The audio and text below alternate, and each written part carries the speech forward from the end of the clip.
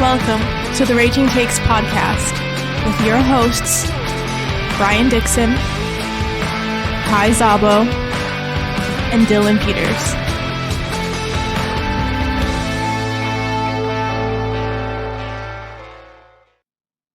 What up, you turkeys? Welcome to episode 148 of the Raging Takes podcast. Today is Saturday, March 1st, 2025. I'm your host, Brian Dixon, joined as always by my co-hosts, Kai the Commissioner Zabo and Dylan Peters. Good morning. Salutations. Howdy. You got it back. Howdy to yourself. Salutations to yourself. We just got like a news episode today, I guess. Combine's going on right now, too. I guess we could talk about a little bit about what's going on at the NFL Combine in Indianapolis this weekend. I don't think that many position groups have been going yet, though, so I guess we'll see. We'll save that for the end if you guys want to talk about anything. We start off, we got a bunch of quarterback news. Okay? The big one, Matt Stafford. So he's going to go back to the Rams. There's been rumors all week about like the Giants and the Raiders. I heard both of them offered him anywhere between like $90 to $100 million over 2 years, so about $50 million a year annually. Apparently, he went back to the Rams for a little less money, but just didn't want to like uproot his family, start over. Keep in mind, the Rams did come very close to beating the Eagles in the playoffs, too. They were the team that gave the Eagles the most fits by far of the three teams that they played. So you're going to go run it back instead of going to Vegas or New York. Do you guys think this is a good decision for Stafford, or would you like to see him somewhere else next year? No, I mean, I think this is perfect. I mean, last week I was the one that was saying, I was like, are the Rams doing the right thing by letting Matt Stafford shop around a little bit? But I think at the end of the day, Matt Stafford recognizes that this team is ready to go. As you just said, they were that close to being in the NFC Championship, and they might have beat the Commanders. Who knows with this team that they have in place. And, him being older now, too, I think it is the right decision. Just stay in LA for a little bit. If you don't want to uproot your family, that's completely understandable. Yeah, you have to think about it, too. It's like, who am I going to be throwing to? Oh, the Rams have the best option. In my opinion. Who's going to be coaching me? Well, the Rams have the best option with McVay. Who's got the best defense of the teams? The Rams have the best option of those. His family's there. And I think he's good with money, dude. I don't think the money was necessarily the problem. Maybe it was the payment over the next 2 years or something like that. Or he just wanted to get that guaranteed, Because I kind of would if I was like almost 40 playing quarterback. You kind of have to make sure your body's protected and you'll be compensated. So it's yeah, dude. And the Rams, no shit, dude. The Rams could be in the Super Bowl next year. That's what kind of contender they are. And Brian alluded to that with how they actually performed in the playoffs. Yeah, and they always draft really well, too. And I just think it works out so well also because Matt Stafford is the perfect bridge quarterback. He can hold this team down for another 2 years until they're ready to try and groom the next successor at quarterback. I mean, he's not a bridge quarterback, though. He's like a top 10 quarterback still. Yeah. Well, I mean, in this regards, I would consider him just bridge quarterback, because, he is on the way out, but he's still good enough to, I think Stafford still got like 4 or 5 good years left in him, like you think easily. He can play till 40? You think he can play past 40? I think so, yeah. He is a tough quarterback. He is a tough guy. The Rams need to go out and the Rams need to get a receiver and a piece on the defense. They need to go grab Myles, Garrett, and they need to draft a receiver. The Rams, I know. Dude, because their pass rush is already pretty solid because they've Verse. They also have that other rookie too, Fisk. They've both been excellent all year. Obviously, if you add Garrett to that too, like that's crazy. And then Garrett can kind of like, I don't know, I guess mentor them a little bit too. And, they're both just young rookie defensive linemen. You learn from Myles Garrett for the next 5 years of your career or whatever. That'd be pretty useful as well. So yeah, that would be awesome fit for them. We'll talk more about Myles Garrett in a little bit too. I was going to say the Myles Garrett thing makes sense too, because, the Rams are never scared about going all in when they think that they have a shot at winning the season. So yeah, that would definitely align with their philosophy. Yeah, dude. As of right now, the Browns are still being stubborn, saying they're not going to trade Myles Garrett. I expect that's going to change eventually, but they have been like very, very stubborn in saying that they're not getting rid of Garrett. Remember that if they do get rid of Garrett, they have to get rid of other players too to get under the cap, because they'll actually lose money by trading Myles Garrett. Dude, I think they have the perfect opportunity picking where they're picking in the draft already. You could just set that draft pick aside, say we're keeping that. We're going to get what we can get for Myles Garrett, and that could be 2 firsts, 3 firsts. You can enrich yourself in the next drafts and literally jumpstart a rebuild in which you can use a high caliber pick on an excellent player to start that already. Because the Browns ain't going anywhere, dude. That division's going to eat them alive. The thing is, though, they're probably not going anywhere for the next 3 years because of the Watson money fiasco. So if you're drafting somebody this year, you're wasting 3 years of their career.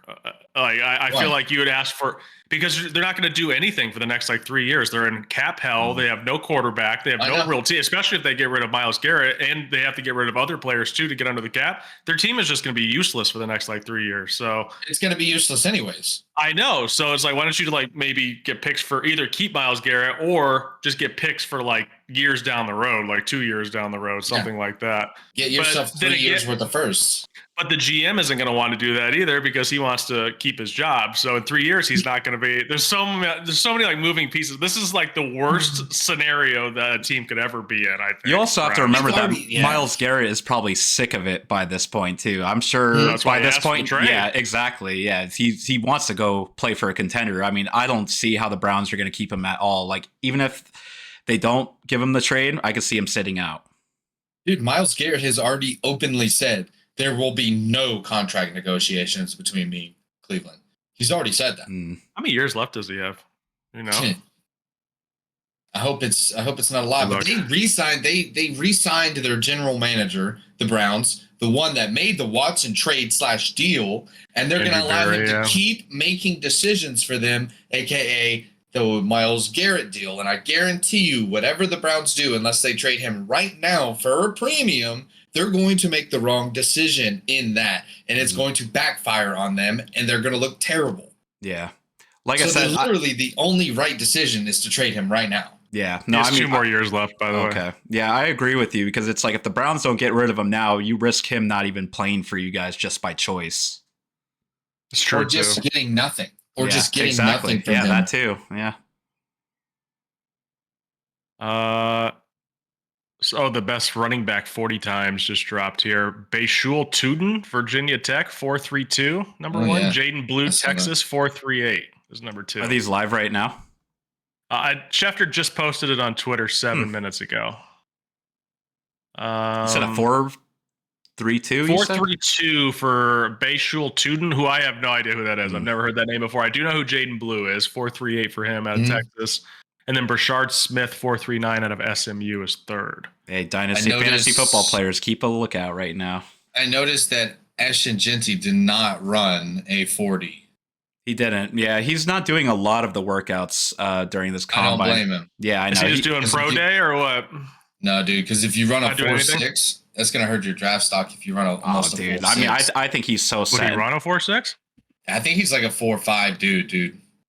Who cares? I mean, I think he's already proven himself. I care a little bit. 4.6 isn't very good for a running back, is it? Dude, I gotta tell you, dude, the running back that I'm thinking looks really good right now is Travion Henderson.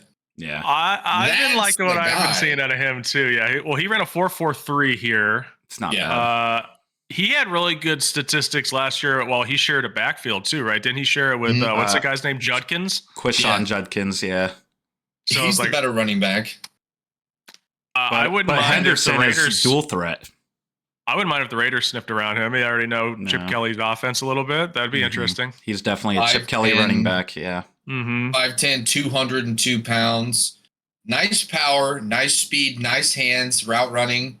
I'm sure that he'll have a definite place in the NFL. He's a senior. He's coming out as a senior. So that's really important to me as well with the knowledge of the game. Yeah. And plus he was never a full-time back either. So he doesn't have the mileage as well. Yeah. So listen to this. So the last 3 years, running backs that ran a sub 4.5 40 at the combine. Okay. 2 years ago in 2023, there were 7 running backs that did it. 2024, there were 8. This year, 14.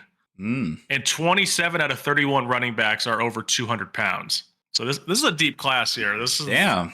So this is an interesting running back class. So we have fast and big boys. Fast and big boys. And honestly, perfect time to have a deep running back class after Saquon Barkley basically just revitalized the position last year. Because I think a lot of people are going to be right back on the running back train now. Not every team. I think some teams will kind of still stick to like this is a passing league type of shit. But I do think that some teams are going to kind of try to reinvent the wheel here a little bit and try to get a good running back again and try to start running the ball, more often than not to set up the pass, like old school football. We'll see how it goes. Damn. Now, to be fair to like the running back position, you don't have to run a 4.3 to be an excellent running back. I know a lot of running backs that have been good, really good 4.5 guys. It's football speed. It's smooth, like being able to, force missed tackles, stuff like that. But yeah, for there to be like 25 draftable running backs possibly is pretty crazy. I mean, even just in like looking at it from a whole perspective, it's just like 4.3 versus a 4.5 is only 0.2 of a difference. It's like it's still fast at the end of the day. Yeah, that's like an hour in football terms, though, Kai. No. Yeah, and so okay. I do just want to say like the this draft is like really saying like maybe you can get your Isaiah Pacheco in the 7th round this year. Maybe you can do that. So it's going to be interesting to see a lot of these teams and their strategy. I don't think a lot of teams are going to want to pull the pin on the Ashton-Jeanty pick, like number 10, number 9. I don't think that's going to happen. It's so tempting. I think that we're going to see Ashton-Jeanty fall a little in the draft. I think he will fall due to the depth of this draft. Well, do we think he's that much better translated to the NFL, and we'll figure that out? It just depends. I mean, do you really see the Cowboys passing on him at 10? I don't. They should. Cowboys have other needs than just running back. That's true, so but also though running back was a huge weakness for them. I mean, it took them. I mean, Rico Dowdle was fine towards the end, but it took them way too long to figure it out, and even then, it still wasn't like what they needed. Zach Martin just retired. Mm-hmm. They got a lot of guys. Like they got a lot of holes in their offensive line, and I don't think you can justify picking the back. But it's like putting the cart before the horse. It's the literal analogy of that.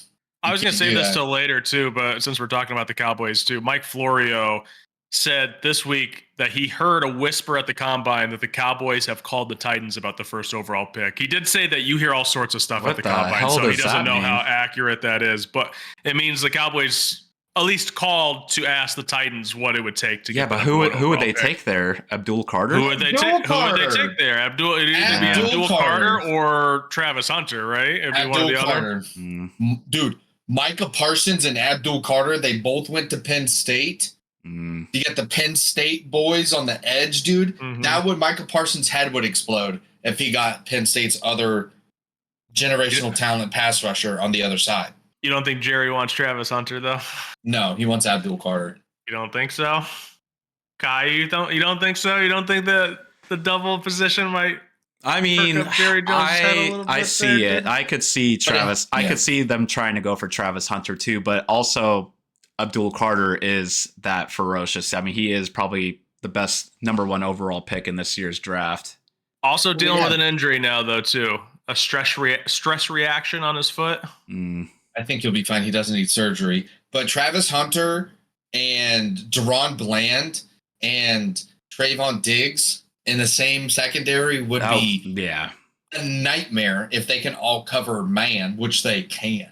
Yeah, I mean, it would work out so well, too, because me personally, I do think that Travis Hunter is an exceptionally elite corner versus being just a very good wide receiver. So, I mean, if the Cowboys put him at corner and you leave him, dude. Yeah, exactly. Yeah, so I think if the Cowboys took Travis Hunter at corner, that would be pretty disgusting. A trio right there. I think you play him at corner and then play him sometimes at wide receiver. Yeah. Like every once in a while, certain sets and stuff. He'll probably return punts wherever he goes to. You can't just ignore the fact that he could be a difference maker on offense too. You can't play him every snap of every game. But if you play him at all times at corner, yeah, he will definitely return kickoffs. See, that's where I don't think I would have him return kickoffs. I think I would just have him play. In his rookie year, how many snaps you want him to play, for fuck's sake? Unless you just don't want him to play offense at all. I mean, it's not uncommon for a cornerback to be a punt returner too, or a kickoff but it's returner. Pretty uncommon for a cornerback to be a wide receiver and a punt returner and a kick returner too. Or he's playing snaps on offense, defense, and special teams. He's gonna be injured by like week 6, dude. He's gonna be so tired. He's gonna hit the NFL, and he's gonna realize that NFL coaches are gonna be like, "Oh, you're a really good cornerback. Looks like you're a cornerback. Much better than wide receiver." You can't attend the same position. You have to attend the defensive backs position meetings. They're happening while the wide receivers position meetings are happening. You can't attend both. You have to dedicate yourself to one position. This ain't no fucking college football, dude. There ain't no classes after. This is your class. Yeah. It's time to go, dude. That's why you just implement him in certain sets and stuff like that, though. Yeah. I mean, I see what Brian's saying, but I do agree that I think he should pick a discipline primarily and stick with it. And I think it should be corner.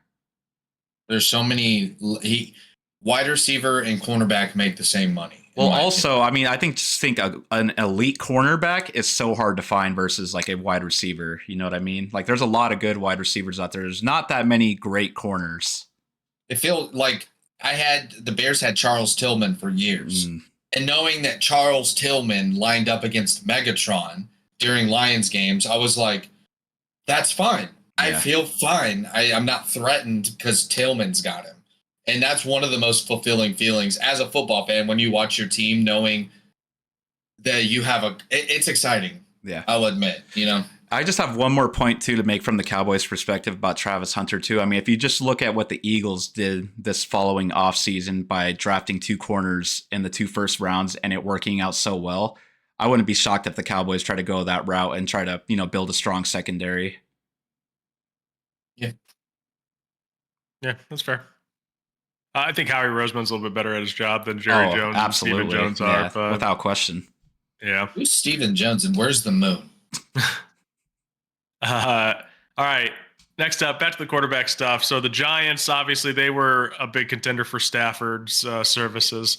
Art Stapleton, beat reporter for the Giants, says he is certain that if the Giants were to miss out on Stafford, this was actually before the Stafford stuff. So he was like, they're either going to try for Stafford or this is going to happen. So now that the Giants missed out on Stafford, they will try to trade up with, actually, he said they will trade up with the Titans for first overall in order to draft their quarterback. He said that he is certain that that would happen if they miss out on Stafford. Also, there are rumors out there that they're interested in bringing in Aaron Rodgers. Boo. So I don't know if that means bring in Aaron Rodgers and move up to the number 1 overall pick and draft it, or try to get the number 1 overall pick if the Titans say no, which they might. Then go for Aaron Rodgers. I think the Giants should be moving up. Yeah, I think you're just better off moving up and not even sniffing around Aaron Rodgers. The thing is, it's also the Titans' choice whether they want to give up the pick or not. Of course, The Titans were basically gifted that in the last week of the season. Like, nobody saw the Titans having the first overall pick going into the draft. And it's like, we've just been gifted the first overall pick by the universe when we weren't even the worst team in the league, honestly. Maybe we should keep it and just pick like Abdul Carter or somebody really fucking good. So it kind of just depends on if the Titans are willing to give up the pick too. It's not just like, oh, the Giants want to trade up. All right, give me the pick right now. I don't know. Aaron Rodgers, the first rumor, there's only been 2 teams that I heard that were interested in Rodgers, and it was the Rams and the Giants. The Rams if they missed out on Stafford, or the Giants also if they missed out on Stafford. I kind of wanted Stafford to go to the Raiders, but if Stafford would have gone to the Raiders, I would have loved to see Aaron Rodgers in LA with the Rams. I thought that would have been like so like interesting to see if Sean McVay could get like anything out of the old man. And also if he would behave himself in like a good organization. I don't know. I guess we'll never know, especially if he goes to the Giants. Giants and the Jets are the same fucking thing. Literally, they're in the same neighborhood and they're the same dysfunction, basically. I think the Jets are a little worse, but still. I'm not excited about Rodgers to the Giants at all. That doesn't like. Well, also what you said too. You said draft or bring in Aaron Rodgers and then draft a rookie quarterback. That sounds like a disaster to me. You want not a guarantee. I don't know. Well, if I know. I don't know what they were planning. That's just the 2 rumors now. That'd be interesting. I think that's a disaster waiting to happen if you take Aaron Rodgers and then draft a rookie quarterback. Aaron Rodgers ain't gonna mentor that kid. And also, if you pick kid first overall, he should be starting, I feel Exactly. like. So, like, Yeah. if you're going to draft Cam Ward first overall, he should be the starter week 1. And Aaron Rodgers isn't going to be a backup. And also, why would you want Aaron Rodgers on your team if he's not playing? Exactly. Yeah. just Honestly, so he can cause trouble. Yeah. So that would be so stupid. If he's not actually Yeah. playing football, you do not want him in your locker room. So Yeah. I was going to ask, though, I mean, I guess it really depends on the Giants, though. I mean, but if they did have the number 1 overall pick, which quarterback do you think they like better? Honestly, I think it's going to be Cam. Yeah, I think Cam will be the first quarterback taken. There's just been like so many people who are like, there are people who like Sanders, but there are a lot of people who don't like him too. And I haven't heard the same like negativity towards Cam Ward's game really at all. But how much of that is a knock on Sanders' personal skill versus just like maybe perhaps Deion Sanders being in the picture? I definitely think it's a part of it, but I also think that there are people that just don't like what they see on the actual tape too. So Deion definitely probably isn't helping him at all. He isn't doing him any favors. And it's got to be like at least something like subconsciously that a lot of GMs are thinking about too, even if they don't actually care about it. There's still like in the back of your mind, you're like, there might be a little bit of, turmoil here with the like, I wouldn't want Deion Sanders controlling any part of my football team if the Raiders were to draft Shakir. So I don't know. It's a weird situation though too, because like with Cam Ward, it's almost kind of like the opposite. Like everyone loves what they see on tape with Cam Ward, but there's a lot of character concerns. So I have a raging take. If you'll entertain me here for a second. I got the turkey ready. I think this is a prediction, and this is just a gut feeling. Okay, I don't have anything other than just a gut feeling on this. I think Jackson Dart will get drafted before Shakir Sanders will. Okay, so I am very familiar with Jackson Dart because he was my quarterback in our college football game. But he has been getting a lot of buzz lately. A lot of people. Hey, we all play the game. I know him personally. I know him personally. He's my best friend. No, but I've never read about the guy. I talked to his mom. He's been getting. I thought he was gonna be like watching tape on him and stuff. I was like, no, I played with him in a video game before. I've been seeing him pop up in so many like buzz circles surrounding this draft and combine process. A lot of people love Jackson Dart, and it is an interesting name to bring up. I kind of like that raging take. So there was a report this morning that I think I may have wrote it down here. I can't. Daniel Jeremiah said that some teams are pushing Jackson Dart into the first round. Literally the entire last like few weeks since the Super Bowl, that's all I've been hearing about is Jackson Dart. Jackson Dart like moving up. Jackson Dart looked good in this. There was like some people that didn't like some of his workouts that he did a couple weeks ago or something like that. I remember reading some negativity towards it, but a lot more positivity than negativity I was seeing. And I've been seeing a lot of negative stuff about Sanders. And then there's also, like Kai said, the Deion Sanders factor too. I think Jackson Dart, this is just, I don't know. I just want a rager out there. Okay. It's been a while since I've had a raging take. I think Jackson Dart gets picked before Sanders does. Yeah. I mean, while the league continues to shift towards dual threat quarterbacks, that kind of checks out too. You know, he is a good dual threat quarterback. Who? Jackson Dart. Oh, yeah. Shakir Sanders is not. No. Shakir Sanders is an undersized pocket quarterback with limited mobility and not as strong of an arm. Fairly athletic. We don't really know. I don't really know, to be honest. Questionable decision making. Questionable decision making. He looks soft in the pocket to me. Like he does. He plays very light. And I don't know how that will translate to an NFL pass rush. And I'm being honest, dude. He never even came close to facing an elite pass rush, and when he did, it was a nightmare, you know. And I think that's not going to translate to the NFL, especially when you're going to a team like possibly the Titans, possibly the Browns, possibly the Giants, those kinds of teams. He's also that have offensive line holes.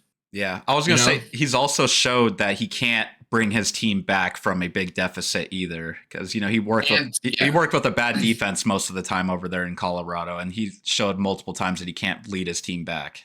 Yeah, and he played with, the Travis best Hunter. weapon in college football history, possibly on offense and defense. Travis Hunter was locking it down on defense, getting the ball back, and then scoring touchdowns for him. It's like the most versatile weapon anybody's ever had in college football. He had at his disposal, and he didn't sniff the Heisman.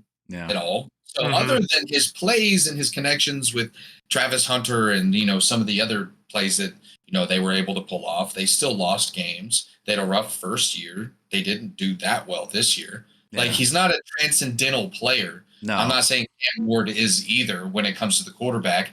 But if I'm looking at quarterbacks, dude, I'm going to want the bigger, heavier, bigger arm, faster on his feet, tough quarterback that can fucking chuck the ball down the field at will, because that's what kind of quarterback Cam Ward is. And if I was the Giants with Malik Neighbors, I'd be, oh my God, dude. Yeah. And like Wandale Robinson, Jalen Hyde, all the Giants receivers are pretty good, and they were always dampened by the quarterback play. I would like to see that whole position group actually have a quarterback that could push the ball down. Cam Ward all the way. If I was the Giants, I'd sell out. Brian Daboll's got to be like, I'll suck your dick if you draft Cam Ward to the GM. I'm sorry. Hey, now. Cut that out. But let's be real, though, too. I mean, if Shador Sanders didn't have Travis Hunter for these last 2 years in college, he probably wouldn't even be in this first-round discussion. Wait, what'd you say? Yeah. I said if Shador Sanders didn't have Travis Hunter for these last 2 years in college football, he probably wouldn't even be in this first-round discussion. Gotcha. Yeah. Honestly, I think his name helps him a little bit with this regard too, though. Yeah. Just like so slightly, but I do think it helps. Okay. Next up, the Raiders. Their focus now that they lost out on Matt Stafford. The names mentioned: Russell Wilson, Justin Fields, Sam Darnold. I did hear though that one, they're not that impressed with Darnold, and two, that they don't want to take like a big swing. The only person that they were willing to take a big swing on was Stafford. So I think Sam Darnold technically is a big swing. Like, I think he's going to cost the most money out of any of these quarterbacks. So I'm going to predict that they don't sign Darnold. So we'll take Darnold off the list. I do think Fields and Russ are both options still, for sure. I also think AOC is still an option. They're talking as if Gardner Minshew is still an option. I don't believe them, though. I think he's going to get cut.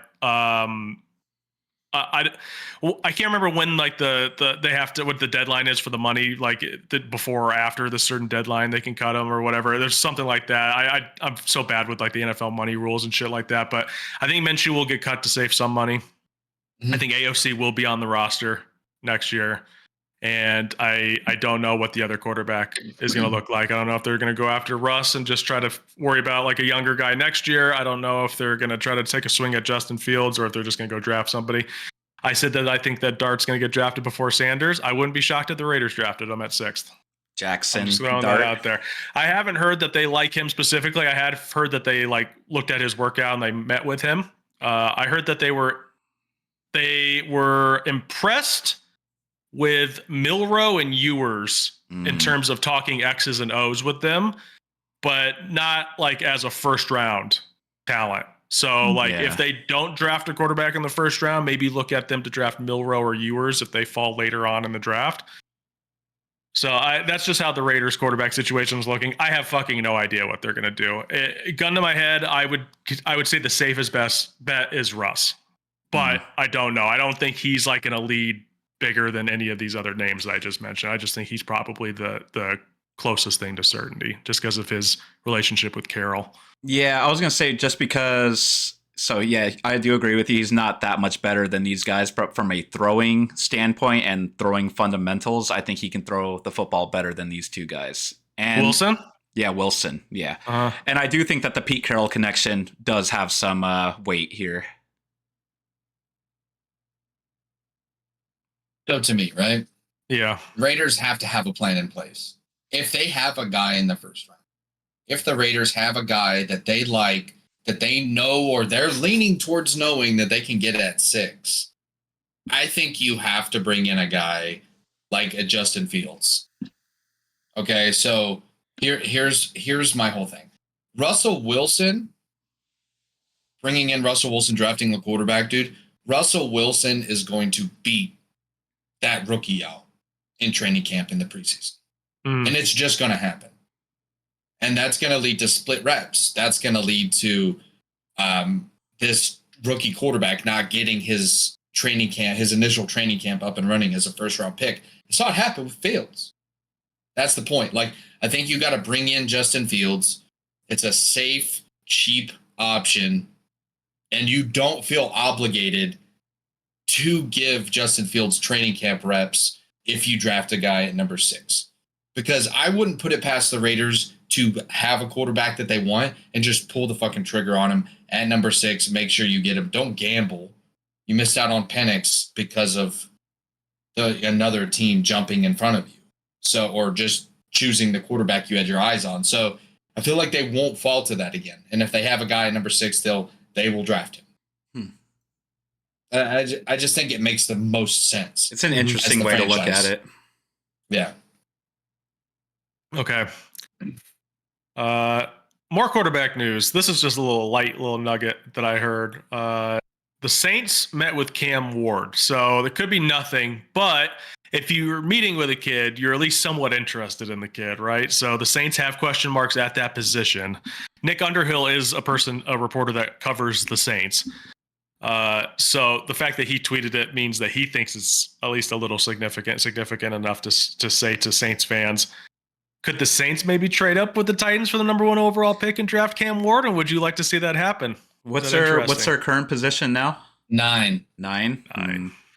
I'm just trying to guess of what they would maybe have to give up to move up. I'd guess probably the first, a second and a third. Obviously the 9th overall pick, and then a second and a third on top of it, something like that. Maybe you don't think so?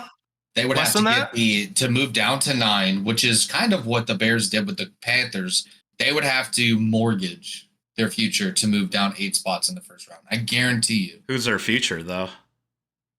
That's what I'm saying. They would have to give up. They'd have to give up several first round picks, a player, probably like a Chris Olave, and future picks. That's what that's a substantial jump down to number 9, from 1. And you're probably getting offers that only move you back 2 spots, like with the Giants, or something like that, to where it's we can still get a top 3 player. I mean, the Saints aren't afraid to do crazy shit, though. That's true, too. Yeah. They're in cap hell. How are they going to pay for a quarterback? Draft one. Yeah, true. Exactly. Yeah. Okay. I can see it. Here's another big note here. Deebo Samuel. So according to Jordan Schultz, who had a crazy week too. I don't know if you guys heard about this. Jordan Schultz and Ian Rappaport got into a heavy argument in front of a Starbucks in Indianapolis or something like that. I don't know if you guys might not be as plugged into reporter beef as I am, but very funny story coming out of Indianapolis this week. But according to Jordan Schultz, both the Commanders and Texans have had significant interest in trading for Deebo Samuel. With talks progressing in the recent days, Steelers and Broncos have also checked in on Deebo.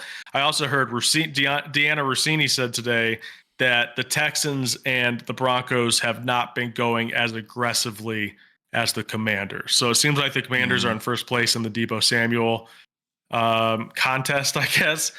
Is Deebo to the Commanders? Is that interesting? I like it. Yeah. So. I think you got a lot of players, dude, in Washington. You got Scary Terry, Dotson came on, not Dotson, not Dotson, the other guy, De'Ami Brown. De'Ami Brown, yeah. Came on. Those guys came on. I don't know if Deebo is a strong candidate to come into your offense, and make it any better without changing your scheme. The other fit I can think of would be the Steelers. I think Mike Tomlin can handle that kind of personality and figure out a way to get him open. Pickens and Deebo Samuel. I know. Tomlin can handle it. I don't know. It would be a locker room nightmare, though, for sure. I think Deebo is more likely to get an unfavorable trade on his end and end up in a place where maybe he doesn't want to be. I think of all these teams, I think the Commanders are the most interesting for sure. I think it could work, honestly. I think so too. Yeah, I mean, Scary Terry, De'Ami Brown, very good wide receivers, but I mean, they could still use another weapon. Why not? I mean, De'Ami Brown's had 4 good games. Yeah, Noah Brown is interesting coming back for sure. Yeah. I don't know about De'Ami Brown if it was like a little flash in the pan moment there at the end of the year or not, but But at the end of the day, though, it's like Deebo Samuel still has more star power than both of those names mentioned, in my opinion. For sure. Yeah, so. I believe that. I think I'd rather have Cooper Kupp if I was Washington, I think. I think what they're going to do. I think what the Commanders are going to do is, I think what they kind of I think they're going to want to put together an offense, right? They're going to want to keep building that momentum that they have, especially going into Jaden Daniels' second year. They're going to want to probably increase the quality of their offensive players. I think they'll end up just sitting tight and drafting offense. Like draft that top tight end from fucking Penn State. Tyler Warren, or a weapon that you like in the first. They just drafted a tight end though. Yeah, but he's not Tyler Warren though. He didn't even see any snaps last year. Really, they still believe in Zach Ertz, but that's not going to keep continuing. Which he was good, but also a guy named John Bates was playing over him, and he's done nothing. So it's like it'd be like not drafting Brock Bowers because you have Michael Mayer. Yeah, fair enough. Oh, that's perfect. Yeah, no, that was literally a perfect example. I'll concede right there. That's all right. Next up, Bills signing Khalil Shakir to a 4-year contract extension worth up to $60.2 million, including $32 million guaranteed at signing. I don't have that big of an opinion about this one. I feel like you guys do, though, so I'm going to pass it over to you. It's just a lot of money. I love the player. I love what he means to the team. I love his role on the team. It's a lot of money. I mean, receivers cost money, though. Fair enough, but honestly, I mean, does he really move the needle for them that much? I don't think so. I mean, he moves the chains. I know that I've looked. He's a, reception machine, and he's a target monster as well. And he has fantastic chemistry with Allen. The Bills don't pass as much anymore as we saw this season as well. So it's like, I mean, it's locking in. You have Keon Coleman under contract now for the foreseeable future. You have Khalil Shakir locked in. I don't know about their other receivers necessarily, but those are your two weapons. Yeah. And I don't think they're strong enough weapons, dude. Yeah. I think that you could have maybe you're going to have to add another receiver anyways now. You're probably going to have to sign one. You got to hope that Keon Coleman kind of grows into what you hope that he would be when you draft him, but he hasn't really shown anything. I was going to ask, are they keeping Amari Cooper going into next season? No. Okay. I mean, I would guess not, right? He didn't even do anything really. Yeah. Khalil Shakir kind of shows they're not going to. I mean, that's just the thing. The Bills just might not have an elite wide receiver, so they felt the need to pay Khalil Shakir, and I don't know if that's the right decision. I mean, like I said, I love the player. I just think it's a lot of money. I personally, if I could still sign Amari Cooper for like a short-term deal, I would if I was Buffalo, because I think the potential there as well. I mean, he gets a actual offseason to study the playbook and stuff and gain chemistry with Josh Allen. Cooper is a free agent, I believe. Yeah, he should resign. They should resign him. I mean, he can't be that expensive these days. I wouldn't if I were them personally. He's going to be a Bear. Amari Cooper's going to play for the Chicago Bears because Keenan Allen's going to walk. That's where receivers go to die. Don't say that. DJ Moore hasn't died in Chicago yet. I'm just teasing. Fuck you, Musa Muhammad. Yeah, that's what I was thinking of. Didn't somebody say that about them back in the day? That was Musa Muhammad said that about them, right? Okay, yeah. And he was a receiver in Chicago when we went to the Super Bowl. Fuck him, dude. That's true. He went there to die, though. All right, next. I'm just kidding. Next up, Diana Rossini reporting that she has heard buzz that Howie Roseman would be willing to move on from notable free agents like Zach Bond, Milton Williams, and Josh Sweat in favor of taking a big swing, and that big swing could be Myles Garrett. Oh, my God. I know. She called it this year's version of Saquon. So they could go out, grab Myles Garrett. He could then be a difference maker, make that defense even better. And they just go super team star power and win the Super Bowl again. The thing is, though, is it worth giving up those other guys? Zach Bond, Milton Williams, Josh Sweat. All three of them had amazing games in the Super Bowl, and you're going to lose three really good players for obviously one of the best players of all time, but that's still going to open up holes on your defense potentially. Yeah. I've been so Can I tell confused. Go ahead, Dylan. Sorry, What? Dude, I just, in my experience, Zach Bond in that scheme is replaceable. Dude, they will go and get somebody in free agency, in the draft that can fill that and maybe better. I'm telling you, Vic Fangio has this scheme that puts guys like Zach Bond in the right space to succeed, and he will do it again. He did it again and again and again already. Yeah. No, I mean, I completely agree with you, and this is why I say that, fuck it, just do it. Go for Myles Garrett. Why not? This is like similar to when the Padres gave up a bunch of prospects for Juan Soto. At first, I was like, damn, we lost a lot of guys for this guy. But I was like, dude, this guy is a way bigger difference maker than the rest. And it is. And the Eagles can realistically get Myles Garrett. There's nothing that they should do everything to get him if it's a possibility. I mean, and although I would hate to miss these guys like on my team, but at the same time though, it's like you have to think about how much do we have to pay these guys eventually, because now they have the Super Bowl win under their resume, this and that. It's like I think this would be a smart move. Just get rid of three really good guys for one amazing guy. Why not? Dude, Jalen Carter, Myles Garrett. Who would the other pass rushers be? I believe that's a lot. That is a lot of depth. They still have Nolan Smith. They still have. Oh man, what's the other guy from the Giants? No, from the Jets that they just got.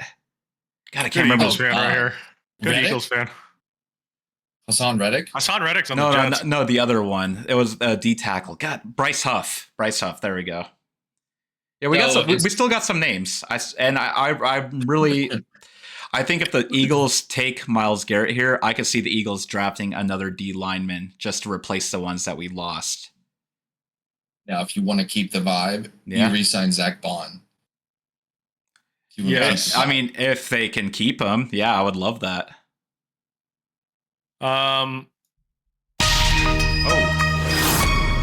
Just a little light breaking news.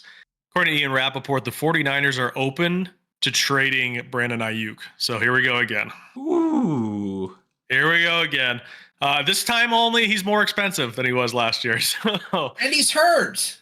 I mean, I assume he'll be healthy by the start of the year, no? Wait, and they're still trying to get rid of Deebo? It seems like they're both on the block, yeah. Dude, I think they will get rid of Deebo. I think they're just open to trading Aiyuk. I think they're also open to keeping him, probably. Just kind of like seeing what they can get. Are the 49ers fracturing here a little bit? This is just going to be the same saga as it was last year, right? The Patriots will be interested. The fucking Steelers will be interested. Who else was it? The Broncos? Were the Broncos interested? It's just going to be the same teams again, right? Yeah. Maybe Washington again. Washington was interested last year. That's just going to be the same fucking teams again. Maybe the Raiders. And he refused to go to a few of those teams. And the Broncos and Commanders had a great season last year. Yeah. Dude, he might change his mind this time. He might want to go to the Commanders and the Broncos now. Yeah. A guy with a knee injury that's healing should not go play in Washington. Oh man, true. I'm sorry. I think it's going to be the same old thing. I mean, I doubt they'll be able to trade Brandon Aiyuk for the value they're asking.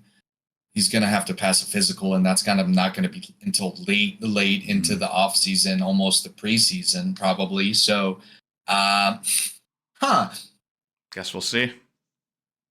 I guess we will see.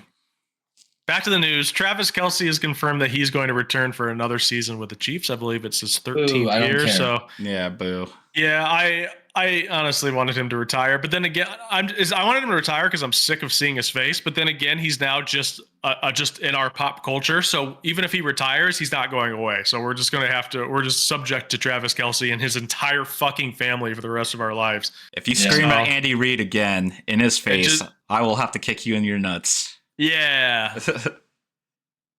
I'll kick you in your nuts, Travis Kelce, if you scream at that sweet old man again. Yeah. Other Chiefs news, they franchise tagged guard Trey Smith. He'll be making $23.4 million next season. So good for Trey Smith. Good for the Chiefs. That is a great move. I mean, this is the first franchise tag domino to fall, so I figured we'd mention it.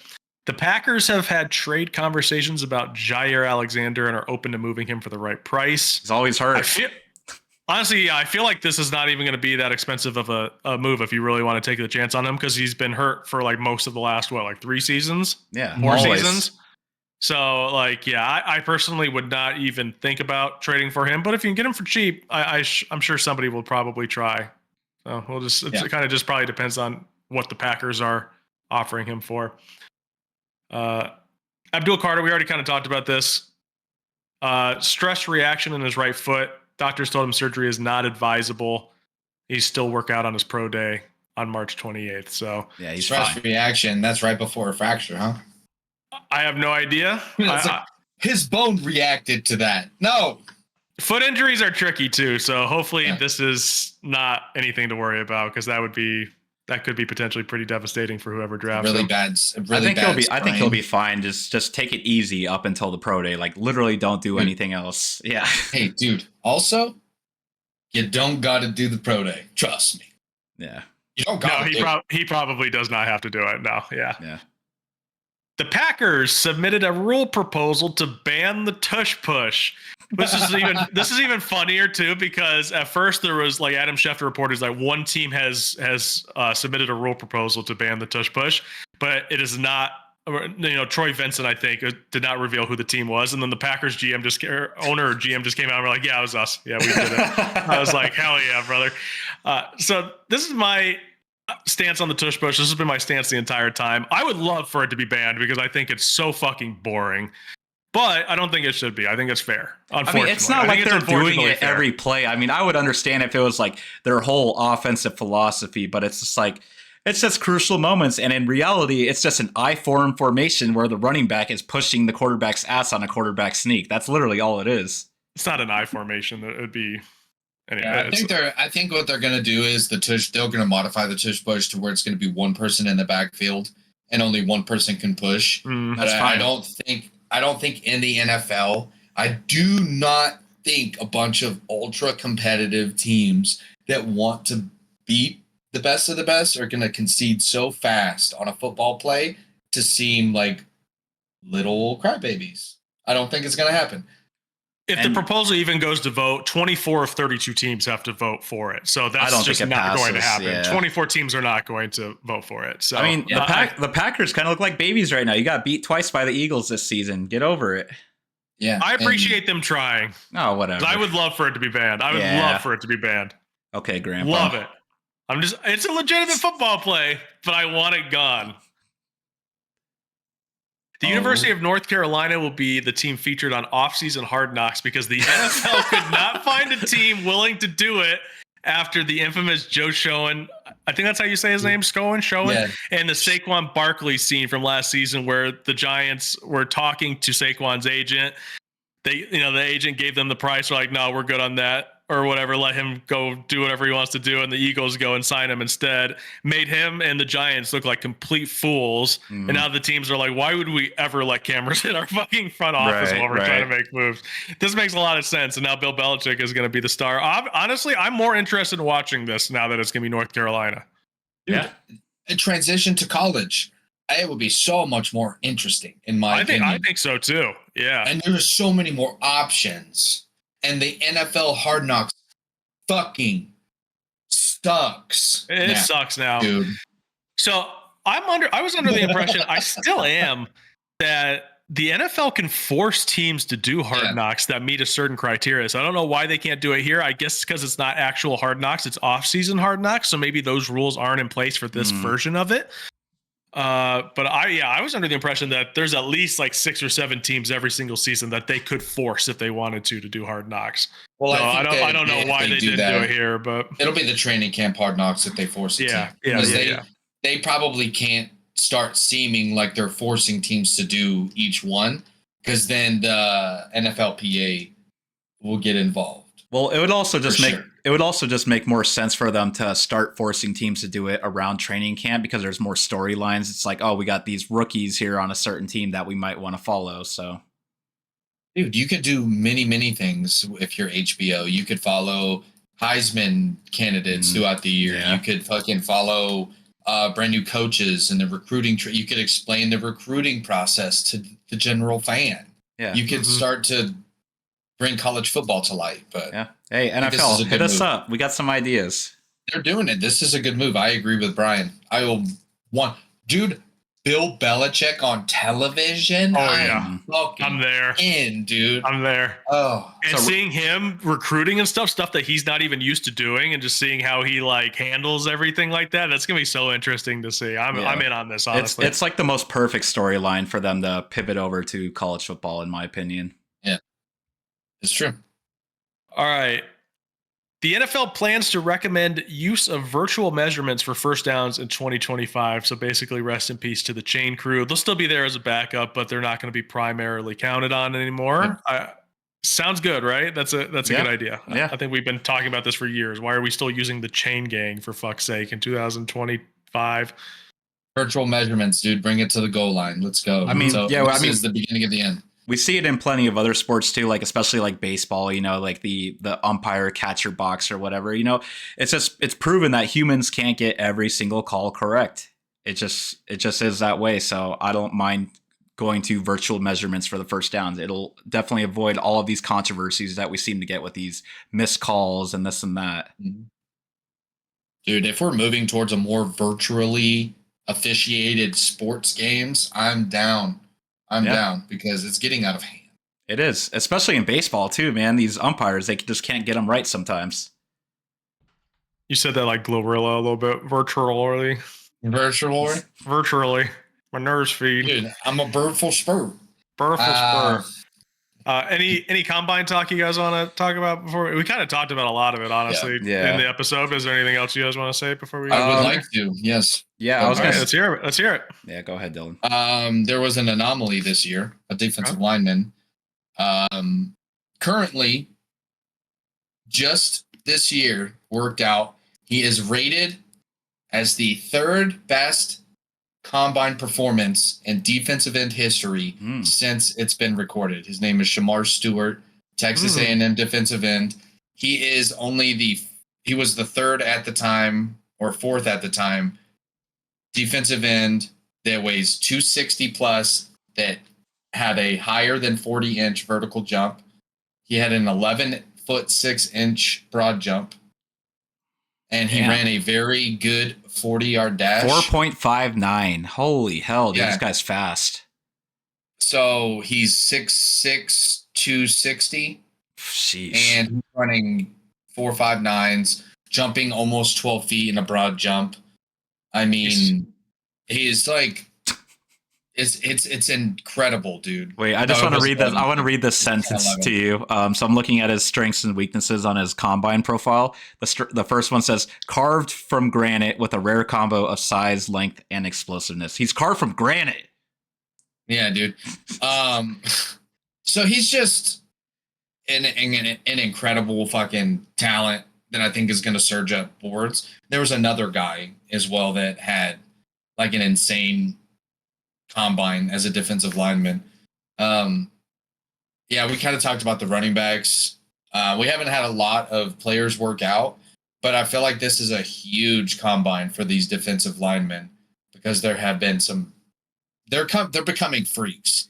There's some fast ones. There's some really fast ones this year too. Just like looking at the 40-yard dash times, crazy. And it's just when you start getting defensive linemen that are 6'5", 6'6", 260 plus pounds that are running back 40s, have agility, fucking strong legs, enough to jump, can bench. It's just like defense is becoming crazy.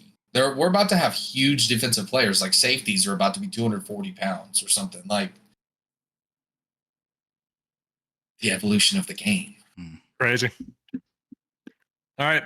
Is that it? Yeah, dude. Yeah, I think so. All right, boys. Yeah. As always, you can find us at Raging Takes everywhere. Facebook, Instagram, TikTok, Twitter, YouTube. You can email us, ragingtakes@gmail.com. I'm at Montana Sauce on Twitter. Kai is at RTP Kai. Dylan is at Such a Wise Fool. And we'll see you next week. Yeah, you will, you see. Is it a Virginia Spirit?